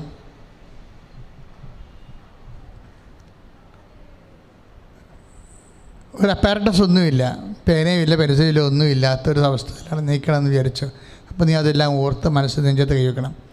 ഭൗതിക സാഹചര്യങ്ങളുടെ മേലും കർത്താവിൻ്റെ അനുഗ്രഹം ലഭിക്കാൻ വേണ്ടിയുള്ള മരിയൻ ദിവ്യകാരുണ്യ പ്രാർത്ഥനയുടെ സമയമാണിത്. മരിയൻ ദിവ്യകാരുണ്യ ആരാധന എന്ന് പറയും. അമ്മയുടെ മധ്യസ്ഥയിലുള്ള ആരാധന. ഇനി മരുന്നുണ്ടെങ്കിൽ അതെടുത്ത് കൈ വെക്കണം. പക്ഷേ പറഞ്ഞില്ലേ, മരുന്ന് കഴിച്ചിട്ട് എനിക്ക് ശരീരത്തിൽ ഏക്കണില്ല എന്ന് പറഞ്ഞില്ലേ, ആ മരുന്ന് ബ്ലസ് ചെയ്യുമ്പോൾ അത് പോസിറ്റീവായിട്ട് പ്രവർത്തിക്കാൻ തുടങ്ങും. അത് കാര്യം മരുന്നും ഡോക്ടർമാരെല്ലാം ദൈവത്തിൻ്റെ അനുഗ്രഹത്താൽ മനുഷ്യരാശിക്ക് ലഭിച്ചിട്ടുള്ള ദൈവപരിപാലനയുടെ ഭാഗമാണ്. മരുന്ന് കഴിക്കുന്നവരത് മാറുന്നില്ല, കഴിച്ച് ആ മരുന്നെടുത്ത് വെക്കുക. അതെല്ലാം എടുത്ത് വെച്ച് വിശ്വാസപ്രമാണം ശരിയാവും. ഇപ്പോൾ അച്ഛൻ പ്രാർത്ഥിക്കുമ്പോൾ കർത്താവിൻ്റെ അനുഗ്രഹം അതിലേക്ക് ആവശ്യിക്കുകയും നിൻ്റെ ശരീരത്തിൽ ചിലപ്പോൾ വരുമ്പോൾ മോളിക്കൂൾ ശരിയായിരിക്കാം, പക്ഷേ നിൻ്റെ ശരീരമായിട്ട് ചിലപ്പോഴത് ഇനാക്റ്റീവ് ആകും. അങ്ങനെ സംഭവിക്കും. അതുകൊണ്ടാണ് അച്ഛൻ എപ്പോഴും നെഞ്ചത്ത് കൈവെപ്പിക്കണേൻ്റെ കാര്യം അതാ. അപ്പോൾ അതിൻ്റെ ശരീരം കൂടി കർത്താവിൻ്റെ വിശുദ്ധമായ രക്തത്തിൽ തളിക്കപ്പെടുകയാണെങ്കിൽ അത് പെട്ടെന്ന് അത് വിഷയമെല്ലാം മാറും, ദൈവാനുഗ്രഹം പ്രാപിക്കും. ഇപ്പോൾ മക്കളില്ലാത്തവരങ്ങ് അടിവീട്ടിലാണ് കൈവെക്കേണ്ടത്. ആന്തരിക അവയവങ്ങൾക്കെല്ലാം കുഴപ്പങ്ങളുള്ളവർ ഏത് അവയവമാണെന്ന് നോക്കിയിട്ട് അതിൻ്റെ മീതെ ശരീരത്തിൻ്റെ ഭാഗത്ത് കൈവെക്കണം. തൈറോയ്ഡുകാർ തൊണ്ടയ്ക്കും, ഹൃദയവേദനയുള്ളവർ നെഞ്ചത്തും, പാങ്ക്രിയാസുകാർ നെഞ്ചിൻ്റെ താഴെയും, ഉദരരോഗികൾ ഉദരത്തിൽ, മറ്റു രോഗികൾ അടിവേറുമായി ബന്ധപ്പെട്ടുള്ള എല്ലാ രോഗികളും അടിവേരിലും കൈവെക്കണം. അസ്ഥി രോഗികളെ കൈകളിലുള്ള അസ്ഥികളിൽ പരസ്പരം കൈവച്ച് പ്രാർത്ഥിക്കണം. ഇതൊരു സീരിയസ് ആയിട്ട് പ്രെയറാണ്. കൃപാസനത്തിന് പരിശുദ്ധ ഉടമ്പടിയോടുകൂടെ ചേർത്ത് നൽകിയ ഒരു പ്രാർത്ഥനാ രീതി ആയതുകൊണ്ട് ഒത്തിരി പേര് ഈ മേഖലയിൽ സാക്ഷ്യം പറയുന്നുണ്ട്. അതുകൊണ്ടാണ് ആദ്യം കേൾക്കുന്നവർ വിസ്മയിക്കുകയൊന്നും വേണ്ട, നീ വിശ്വാസത്തിൻ്റെ സാക്ഷിയായി മാറിയിരിക്കും. അച്ഛൻ പ്രാർത്ഥിക്കാൻ പോവുകയാണ്. മക്കളെ അറിയാവുന്നൊരു വിശ്വാസപ്രമാണം ചൊല്ലി പ്രാർത്ഥിക്കണം. വിശ്വാസപ്രമാണം അറിയാത്തവർ യേശുവേ എൻ്റെ രക്ഷക, എന്നെ സാക്ഷിയാക്കി മാറ്റണമേ, അത് പറഞ്ഞാൽ മതി. അച്ഛൻ പ്രാർത്ഥിക്കാൻ പോവുകയാണ്. കർത്താവേ, നിൻ്റെ ഉന്നതമായ നാമത്തിന് സ്വസ്ഥം ചെയ്ത് കർത്താവേ, കർത്താവേ, നിൻ്റെ ഉന്നതമായ നാമത്തിന് സ്വസ്ഥം ചെയ്ത് കർത്താവേ. ഈശോയുടെ മക്കൾ അവരുടെ ജീവിത ഭൗതിക സാഹചര്യങ്ങളെയും ജീവിത ദുരിതങ്ങളെയും എല്ലാം രോഗങ്ങളെ സമർപ്പിച്ചുകൊണ്ട് പരിശുദ്ധ അമ്മയുടെ മധ്യസ്ഥത്തിൽ ഈശോ നാമത്തെ പ്രാർത്ഥിക്കുകയാണ്. ദൈവമേ, ഇപ്പോഴേ ഏതെല്ലാം വിഷയങ്ങൾക്ക് വേണ്ടി അങ്ങയുടെ മക്കൾ മനസ്സിലോർത്തുകൊണ്ട് നിയോഗം വെക്കുന്നുണ്ടോ, ആ നിയോഗ മേഖലകളിലെല്ലാം കർത്താവിൻ്റെ വിശുദ്ധമായ വലതുകരം പതിയണമെന്ന് പ്രാർത്ഥിക്കുന്നു. ഈശോ, നിൻ്റെ വിശുദ്ധ പൗരോഹിത്യത്തെ ഇപ്പോഴും മഹത്വപ്പെടുത്തണമേ. ഈശോ, നിൻ്റെ വിശുദ്ധ പൗരോഹിത്യത്തെ ഇപ്പോഴും മഹത്വപ്പെടുത്തണമേ. 35 വർഷം അർപ്പിച്ച കുർബാനയുടെ ശക്തി, കൃപാസാൽത്താര ജീവനോടെ പ്രത്യക്ഷപ്പെട്ട അമ്മമാതാവിൻ്റെ മധ്യസ്ഥത്തിലെ കർത്താവിൻ്റെ മുൾക്കിടത്തെ പ്രതി, തിരുവിലാവിലെ മുറിവിനെ പ്രതി, കർത്താവിൻ്റെ കഴിച്ച കരചരണങ്ങളെ ആണിപ്പടുതികളെ പ്രതി, ശരീരം ആസുകരം ഒലിക്കുന്ന മനുഷ്യരക്ഷയെ പ്രതി അനുഭവിച്ച പീഡാസനങ്ങളുടെ വിശുദ്ധ രക്തത്തെ പ്രതി യേശുവിൻ്റെ നാമത്തിലെ കർത്താവിൻ്റെ വലിയ ശക്തിയിലേക്ക് ആവശ്യിക്കട്ടെ. ശ്രുതികട ഹല്ലേലൂയ. യേശുവേ സ്തോത്രം. ഹല്ലേലൂയ. ശ്രുതികട ഹല്ലേലൂയ. കർത്താവേ, മാരക രോഗങ്ങള്, കർത്താവേ, തീരാവ്യാധികള്, കർത്താവേ, ജീവിതത്തിന്റെ വിശുദ്ധ കർത്താവേ, പരീക്ഷയെ തോറ്റു പോകുന്നവര്, പല പല ഉദ്യമങ്ങൾക്ക് പരാജയപ്പെട്ട് പോകുന്നവര്, കർത്താവ് ബാങ്കിലായാലും, കർത്താവ് ലോൺ ലഭിക്കാനായാലും, മക്കൾക്ക് കർത്താവ് അഡ്മിഷൻ കിട്ടാനായാലും, എന്തെല്ലാം വിഷയങ്ങൾക്ക് മക്കൾ പരാജയപ്പെട്ട് പോകുന്നുണ്ടോ, ജീവിതത്തിൽ നൈരാശ്യം അനുഭവിക്കുന്നുണ്ട്, ആ മേഖലകളെല്ലാം വിവാഹമൊത്ത് വരാത്തവർ, മക്കളില്ലാത്തവർ, വീടില്ലാത്തവർ, വഴിയില്ലാത്തവർ, ജോലിക്ക് കയറ്റമില്ലാത്തവർ, ജോലി നഷ്ടപ്പെട്ടവർ, കർത്താവ്, പലതരത്തിൽ തൊഴിൽപരമായ തടസ്സങ്ങളെ വിസായും അതുപോലെയുള്ള തടസ്സങ്ങൾ കർത്താവേ, നീ ഇപ്പോഴ് അത് ഏറ്റെടുക്കണമെന്ന് പ്രാർത്ഥിക്കുന്നു. എൻ്റെ കർത്താവിൻ്റെ ഉന്നതമായ നാമത്തിൽ, എൻ്റെ കർത്താവിൻ്റെ ഉന്നതമായ നാമത്തിൽ സഭയുടെ എന്തെങ്കിലും വിഷയം പ്രത്യേകിച്ചുണ്ടെങ്കിൽ ഇപ്പോഴ്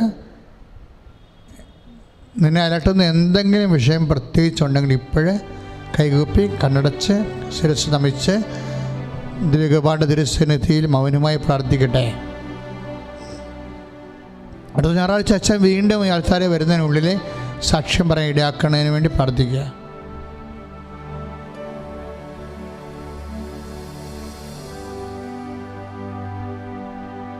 കർത്താവ്, ഇപ്പം മൗനമായി പ്രാർത്ഥിച്ച ഓരോ വിഷയങ്ങളും ഞാൻ പരിശുദ്ധ അമ്മ വഴി ഈശോയ്ക്ക് ഏൽപ്പിക്കുകയാണ്. യേശുവേ, അവിടെ അവിശ്വാസത്തെ പരിഹരിക്കണമെന്ന് പ്രാർത്ഥിക്കുന്ന കർത്താവേ, വിശ്വാസത്തെ അങ്ങ് ശക്തിപ്പെടുത്തണമേ. എൻ്റെ കർത്താവിൻ്റെ വലിയ ശക്തി മക്കളിലേക്ക് ആവശ്യിക്കട്ടെ. ശ്രുതികടെ ഹല്ലേലൂയ. ഹല്ലേലൂയ, ഹല്ലേലൂയ, ഹല്ലേലൂയ, ഹല്ലേലൂയ. ശ്രുതികടെ ഹല്ലേലൂയ. ആരാധന, ആരാധന. ഹല്ലേലൂയ, ഹല്ലേലൂയ, ഹല്ലേലൂയ, ഹല്ലേലൂയ, ഹല്ലേലൂയ. യേശുവേ നന്ദി, നന്ദി, നന്ദി. ഹല്ലേലൂയ, ഹല്ലേലൂയ, ഹല്ലേലൂയ, ഹല്ലേലൂയ. യേശുവേ സ്തുതി. ഹല്ലേലൂയ, ഹല്ലേലൂയ, ഹല്ലേലൂയ, ഹല്ലേലൂയ, ഹല്ലേലൂയ, ഹല്ലേലൂയ, ഹല്ലേലൂയ. പ്രിയമുള്ളവരെ, ഈ ചാനൽ ഇതുവരെ സബ്സ്ക്രൈബ് ചെയ്യാത്തവർ ഇപ്പോൾ തന്നെ സബ്സ്ക്രൈബ് ചെയ്യണം. ഇനിയും കർത്താവിൻ്റെ അനേകം അനുഗ്രഹങ്ങൾ, ഇത് അനുഗ്രഹത്തിൻ്റെ ഒരു ചാനലാണ്, നിങ്ങൾക്കറിയാമല്ലോ. ആയിരക്കണക്കിന് അനുഗ്രഹങ്ങളാണ് ഈ യൂട്യൂബിൽ ആൾക്കാർ പറഞ്ഞ സാക്ഷ്യങ്ങൾ കിടക്കുന്നത്. അപ്പോൾ ഈ ബ്ലെസ്സിങ് ആണ്, ഒരു ബ്ലെസ്സിങ് ചാനൽ നമ്മുടെ കൂടെ ഉണ്ടാകുന്നത് ഏറ്റവും ദൈവത്തിൻ്റെ ചൈതന്യം അനുഗ്രഹവും കൂടെ ഉണ്ടാകുന്ന പോലെയാണ്. അതുകൊണ്ട് ഈ ബ്ലെസ്സിങ് ചാനൽ ഇപ്പം തന്നെ സബ്സ്ക്രൈബ് ചെയ്യാത്തവർ ഇപ്പം തന്നെ സബ്സ്ക്രൈബ് ചെയ്യണം. കൂടാതെ ആരെങ്കിലും ഷെയർ ചെയ്യാനുണ്ടെങ്കിൽ, ഇതുവരെയും ഷെയർ ചെയ്യാതിരിക്കുന്നുണ്ടെങ്കിൽ, ഈ പ്രോഗ്രാം ഷെയർ ചെയ്തിട്ടില്ലെങ്കിൽ ഇപ്പം തന്നെ ഈ ശുശ്രൂഷ ഇപ്പം തന്നെ ഷെയർ ചെയ്യണം. ഫേസ്ബുക്കിലായാലും യൂട്യൂബിലായാലും. ദൈവത്തെ നമുക്ക് ചെയ്യാവുന്ന ഏറ്റവും വലിയ സംഭവമാണ് നമ്മൾ വഴി 10 മനുഷ്യർ കർത്താവിൻ്റെ സന്ദേശം കേൾക്കാനിടയാകുന്നത്. നമ്മൾ വഴി 10 മനുഷ്യർ കർത്താവിനെ സൗഖ്യം അനുഭവിക്കാൻ ഇടയാകുന്നത്. അതുകൊണ്ട് ഇപ്പം തന്നെ ജസ്റ്റ് ഒന്ന് ക്ലിക്ക് ചെയ്ത് ഷെയർ ചെയ്യുക. യൂട്യൂബിലായാലും അതുപോലെ തന്നെ ഫേസ്ബുക്കിലായാലും.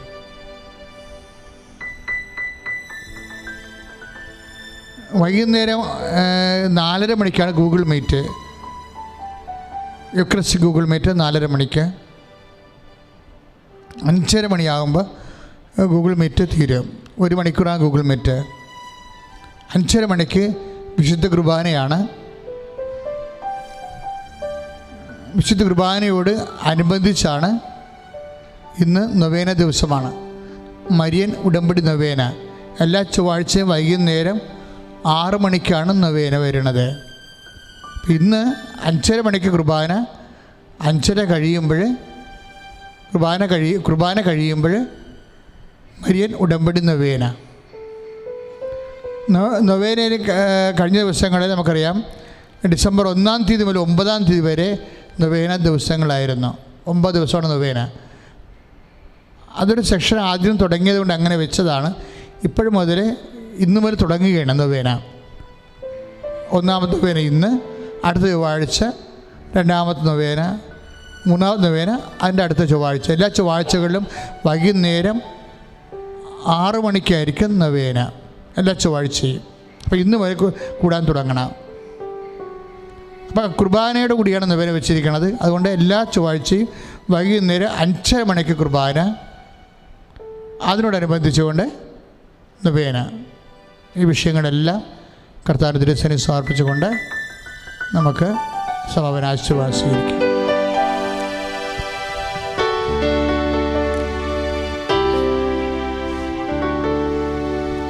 നമ്മുടെ എല്ലാ ആവശ്യങ്ങളെയും സമർപ്പിച്ച് കൈകൾ കൂപ്പി ശിരസ് നമിച്ച് യേശുവിടെ ആശീർവാദം സ്വീകരിക്കാം.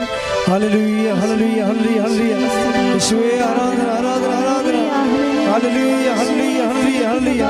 യേശുവേ നന്ദി നന്ദി നന്ദി. ഹല്ലേലൂയ ഹല്ലേലൂയ ഹല്ലേലൂയ. ആരാധന ആരാധന ആരാധന ആരാധന. യേശുവേ മഹത്വം മഹത്വം മഹത്വം മഹത്വം കർത്താവേ. ഹല്ലേലൂയ ഹല്ലേലൂയ. യേശുവേ സ്തുതിക്കട്ടെ സ്തുതിക്കട്ടെ. ഹല്ലേലൂയ. യേശുവേ യേശുവേ ആരാധന ആരാധന. ഹല്ലേലൂയ ഹല്ലേലൂയ ഹല്ലേലൂയ ഹല്ലേലൂയ. യേശുവേ യേശുവേ ഹല്ലേലൂയ ഹല്ലേലൂയ ഹല്ലേലൂയ. കൃപയുടെ ഉറവിടമേ, കൃപയുടെ ഉടയവനേ, കൃപയുടെ ഉറവിടമേ,